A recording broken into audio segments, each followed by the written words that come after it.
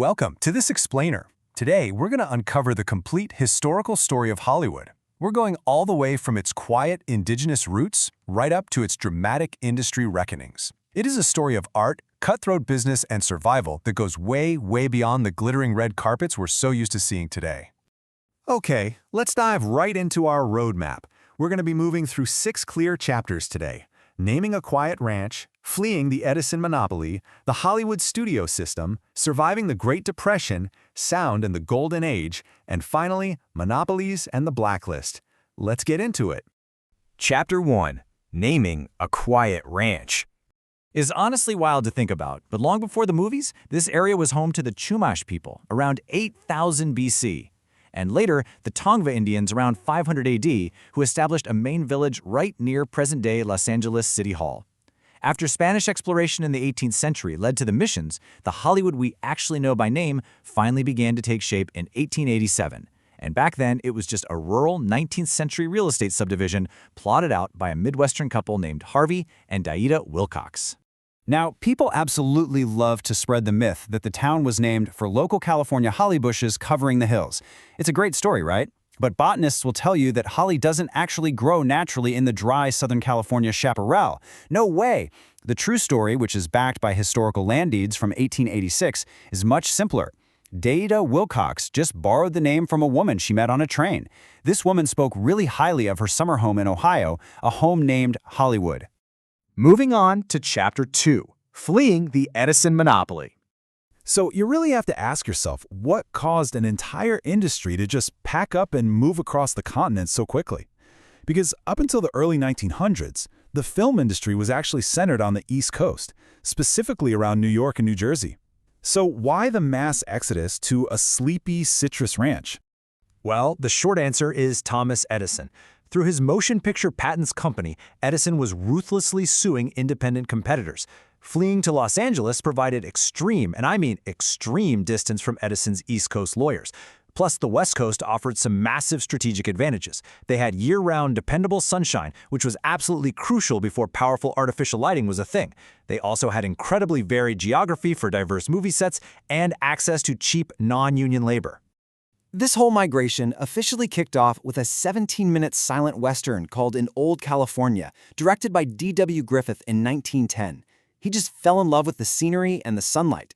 And then, just 1 year later, in 1911, the Nestor Film Company converted a roadhouse on Sunset Boulevard into the very first permanent studio.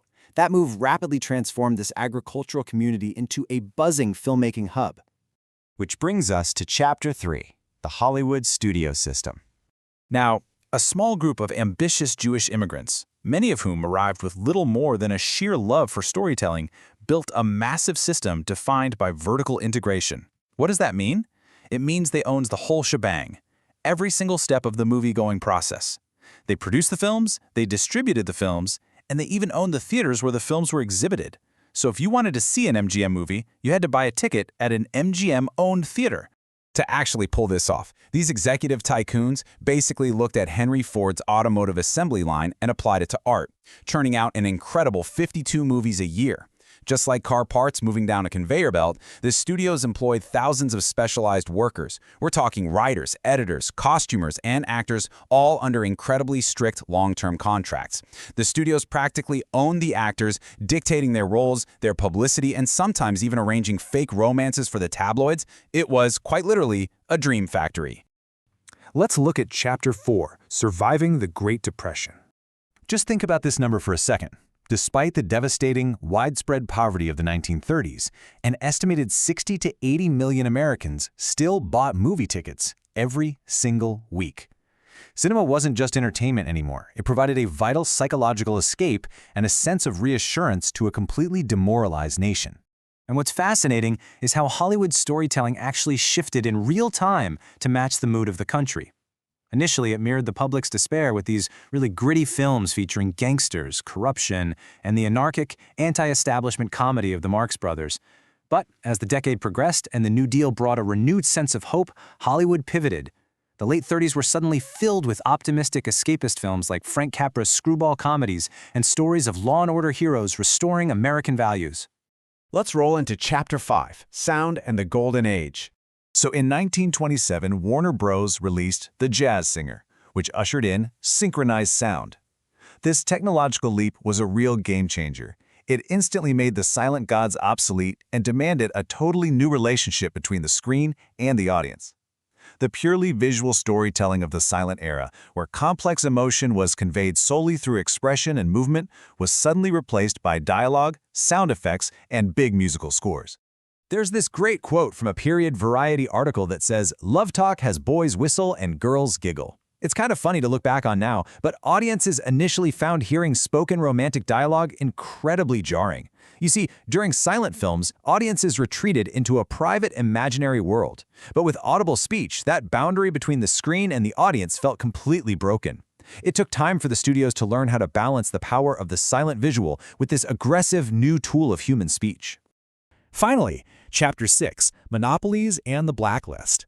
The old system didn't just fade away, it collapsed with shocking speed.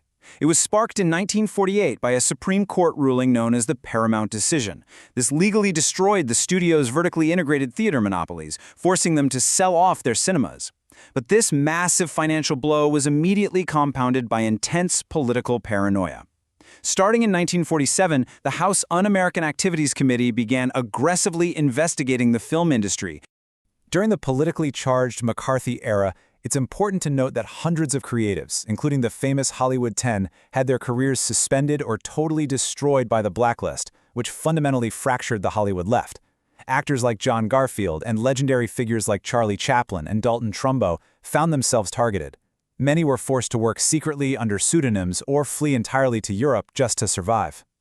So knowing all this history, as we look at the immense power of today's tech giants, companies that control both the creation of content and the digital platforms used to distribute it to us, we really have to ask, are the original monopolistic foundations of Hollywood simply being rebuilt for the digital age? It's a fascinating thought to leave you with, and it shows just how cyclical the business of making dreams can truly be. Thank you so much for joining me for this explainer, and keep questioning the history behind the screen.